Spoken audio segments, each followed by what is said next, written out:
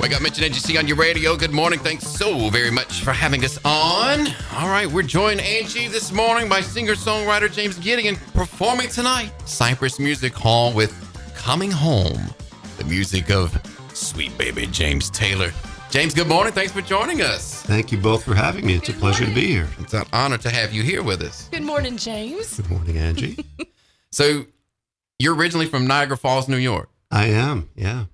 And you spent, I guess, the last almost 40 years in the New York City area, but you were just talking about small town, and you said coming to Toronto your first time here, and you kind of reminds you of growing up in a small town area, but that's also a big tourist attraction up there. So what was it like growing up there? A little different from Toronto. A tad. Well, you know, it's one of those situations where you don't fully appreciate where you're from until you leave. Right. And, you know, to me, growing up there, it was always just water going over a cliff. Right. You know, it was, in fact, when I was in high school, we used to have our track practices. They would take us over to the island right above the falls, and we would run laps around the island above the falls. Wow. So it was just always there. Yeah. And one summer I helped out a friend who had a job there, and we would pass out the raincoats for the, the. I've wore one of them before. Yeah, and admittedly, it was just an attempt, a very sad attempt to try and meet girls. But, how'd that work out for you, James? I got extremely wet from the falls and never met any girls.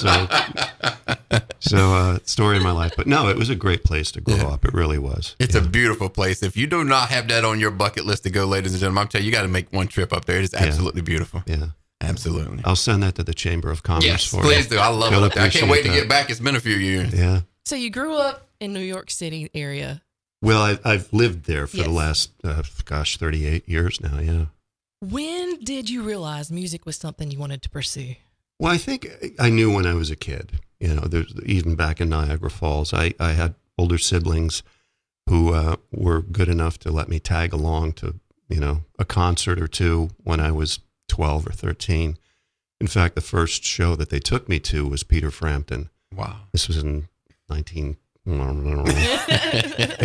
was 1977, so it was a year after the Frampton Comes Alive tour. Ah, yeah. So I saw that, and the following year they took me to see Chicago. Nice. And that cemented it for me. I just saw the reaction from the audience and just the musicianship, and I said, I really want to learn how to do that, And I was fixated on the guitar. Mm-hmm. When did you pick up a guitar? About the same time, probably 1978, I think, and started just listening to everything I could that had an acoustic guitar in it. Mm-hmm. Again, having older siblings, I was exposed to, well, of course, James Taylor, Jackson Browne, Eagles, all of these great singer-songwriters. So, I just gravitated toward that stuff and started playing it and found that, wow, there's a way to communicate with people through this little instrument here. Through music. Yeah, and it became, my best friend. And who was your cheerleader? Because we all have a cheerleader that's like, oh, you can sing. It really, probably the first time I got in front of an audience, I was dared to get up in front of them. No, I was. Sometimes you don't even know you have the talent until you release it. Yeah, I mean, I always felt like I could sing because I would, have records on and I would sing along. And I'm like, all right, I had an ear that I knew I was at least in tune. Mm-hmm. But it was my freshman year of high school. We were at a homecoming dance, and I was dared by friends to go up to the band and see if I could sing something. Yeah. And the guy was like, all right, what can you sing? And I thought, what's a song that just about every band knows that I don't think I could possibly screw up? Mm-hmm. And back then, and it's still now, a huge wedding song was Color My World in Chicago. Right. So I thought, all right, there's a long enough intro to that where I can kind of be off mic and find my, where I'm supposed to be. And then come in when the verse hits. And I did, and it went extremely well. And the audience just kind of went nuts. Like, who's this tall, geeky guy getting up there singing, And you're like, I like this. Because you can see I'm tall and thin, but I was probably about 50 pounds lighter at 14. And that's the same height. I was almost 6'3" at 14. Wow. And I stopped growing at that point, Yeah. vertically anyway.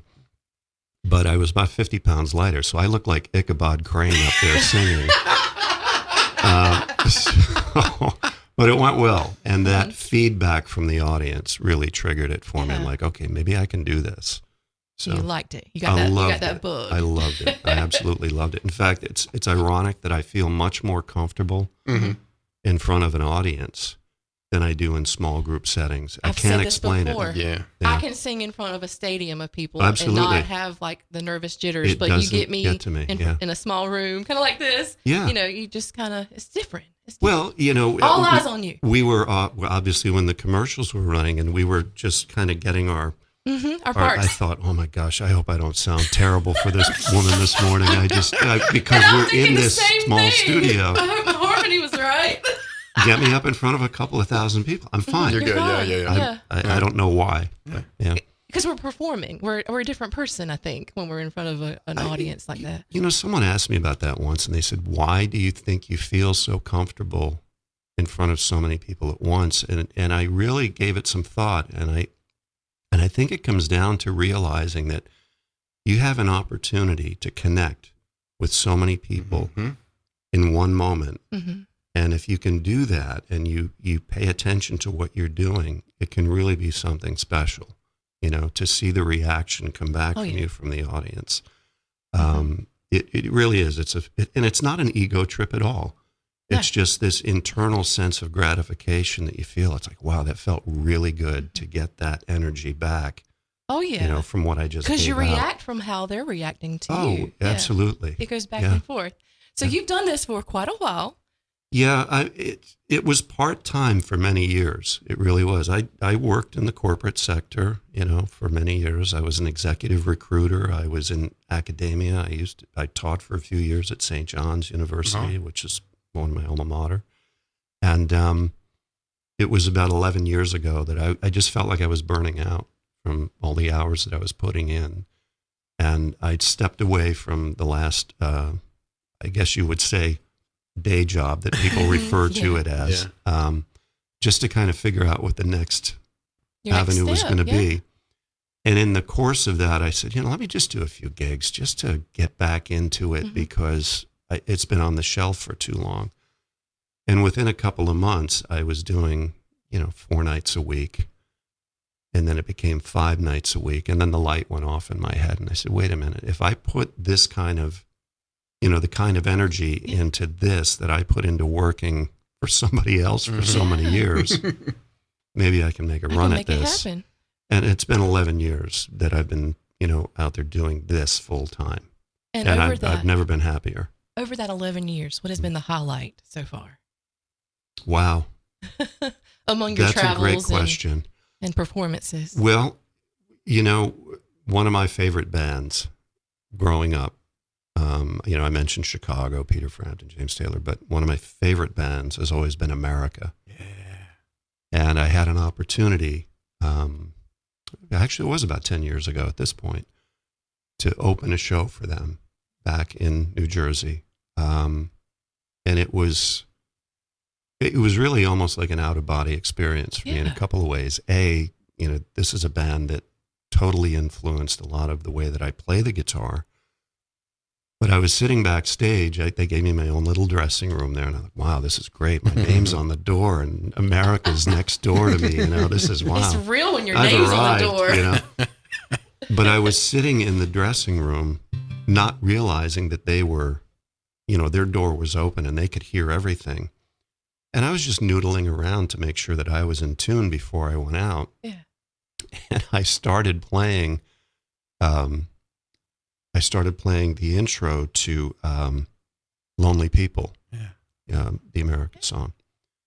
And I was just going back and forth, and Jerry Beckley pokes his head in and he goes, if I didn't know any better, I'd say you were stealing our catalog.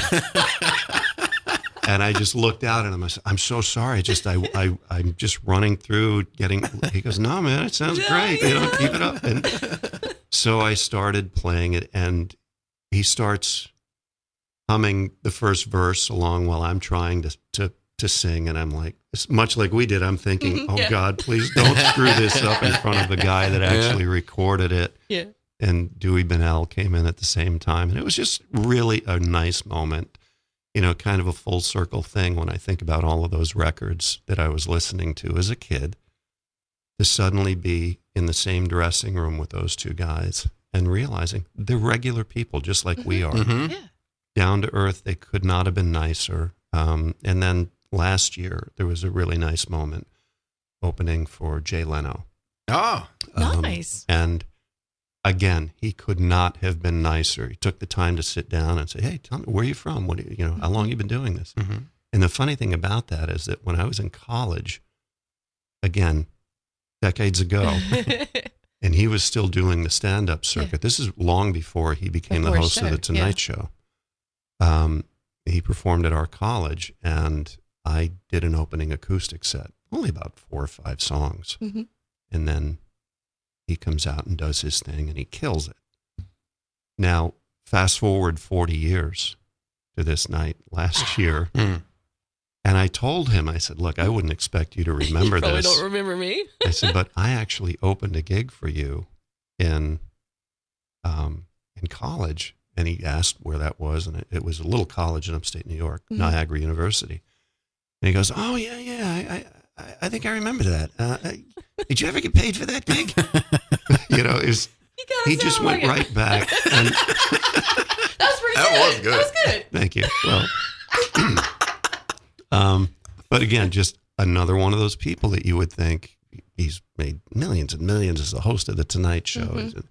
But he could not have been kinder and more down to earth. Awesome. So again, it's little moments like that are just, So tonight you're bringing the show Coming Home, the music of James Taylor, Cypress Music Hall, 7:00. So how did this James Taylor, how long have you been doing this and how did this come along here? Well, years ago, I was involved in a tribute show that lasted, a cup of coffee. It did not last long. I don't know. We did probably 3 or 4 shows and then it disbanded. I ended up moving. This is when I was living on Long Island at the time. Mm-hmm. But it made me realize that I enjoyed playing that music so much, and there was a demand for it, that I thought, I'll just keep doing this on my own. And then a few years ago, I was asked to join another production, which I'm still currently involved in. This is a separate show that I travel with. It's called Taylor Simon King. And that's a tribute show to, yes, James Taylor, but Carly Simon and Carole King. Mm-hmm. So there's 3 of us that are handling the vocals, but there's 9 of us on stage. It's a wow. huge production, and we're traveling the country. Yeah. But we're not out on the road all of the time. Mm-hmm. So I thought this would be a great opportunity for me to fill in those gaps when that show's not out on the road, that I can keep my chops up and get this material out there. And it kind of morphed into its own separate tour, which is exactly what I'm in the middle of now, here. And then, oh gosh, next month I'm in North Carolina. No, next month I'm in upstate New York doing some shows up there. Then in October, I'm back in North Carolina. Then I go to Arizona. Mm-hmm. And in between all of that, I'm traveling with the other show. So that's fun. But it is. I'm finally doing what I've always wanted to do. It took several decades, but I'm finally out there doing it. And you sound so much like him. Oh gosh, well, that remains to be seen at 8:45 in the morning. Maybe later tonight I will. But when he was putting your tracks together for the commercial, I was like, he sounds just like James Taylor. Thank you. Well, it's no secret that he's been a major influence. I mean, I don't try to hide that. And I think it's only natural that when somebody influences you that much, some of that is going to come out in your playing. And I'm glad that it does. I'm grateful that people are hearing that. I think it does lend a certain authenticity to the performance. But at the same time, what you're seeing on stage is me. I do recognize that there are some similarities, and he's in a class by himself. There's no question about it. I'm not trying to be him. The show's not an impersonation of him. Really what it is I'm paying homage to the music that has influenced my life and all of our lives. I mean, let's face it, that music has been part of the soundtrack of all of our lives for over 50 years. Right. And that's really all I'm trying to do is present that music in its purest form. You know, we talked off mic that what this is a totally solo acoustic opportunity for people to hear these songs as they were written. And that's where I was going to get to. Yeah. So with your band with Taylor Simon King, you said 9 people. 9 of us, that travel together. Yeah. But this show tonight, it's a one-man band. Yeah, kind of walking the tightrope Just a little. man and I a can't guitar. hide behind anybody on this one. If something goes wrong, it's all on me. And, So and I do. I own up to it. Cypress Music Hall, 7 p.m. You will be there, just you and that guitar. Yeah, I can't wait. And everybody has been great at the hall, you know, getting it set up. And I really am. I'm just grateful that people want to hear this music and to come down to the Carolinas and present this music. It was a natural fit. It really was. So I'm really excited about it. So will you also be maybe doing some storytelling as you're singing the songs? Yeah, what I try to do is give people a sense, because everybody thinks that they know what every song is about. You know, the joke with Carly Simon in the other show is that everybody thinks the song is about Warren Beatty or somebody. Well, is it? You know, so in this show, for example, everybody seems to think they know what Fire and Rain is about. But they might be pleasantly, but they might be surprised to find out that, oh my gosh, I didn't realize that was what the backstory was. Yeah. And I do that with a number of the songs just to give them some color. I talk about the song that got him signed to his first record deal with the Beatles. He was signed, you know, to the Beatles' first Apple Records, and I talk about the song that got him signed, and just to help them kind of relate more to the songs and maybe even pay more closer attention to the lyric and say, oh, that's what he was talking about. So, yeah. Very good. So when you were driving down, did you say, in my mind, I'm going to Carolina? I was saying, can't you just see? Please get me to Carolina, because I hit a rainstorm. Oh no! Up in Delaware that I was thinking, I hope this thing floats. It was a torrential downpour. I've been in those before. It's terrible. Yeah, but no, that's a giveaway right there. I mean, I think if I attempt to leave without playing that song, I may not make it. Right. They may ride me out of town on one of these railroad tracks out here.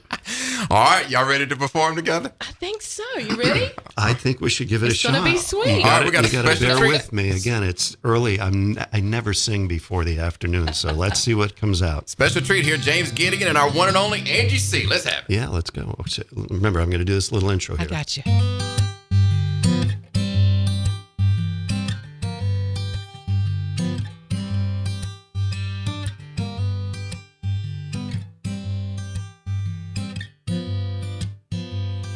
One, two, three, and how sweet it is to be loved by you. How sweet it is to be loved by you. I needed the shelter of someone's arms. There you were. Needed someone to understand my ups and downs. Darling, there you were. With sweet love and devotion, deeply touching my emotion. I just want to stop and thank you, baby. I want to stop and thank you, baby. Oh, yeah. How sweet it is to be loved by you. It's like sugar sometimes. How sweet it is to be loved by you. I close my eyes at night. I'm wondering where would I be without you in my life. Everything I was into was just a bore. Everywhere it went seems it'd been there before.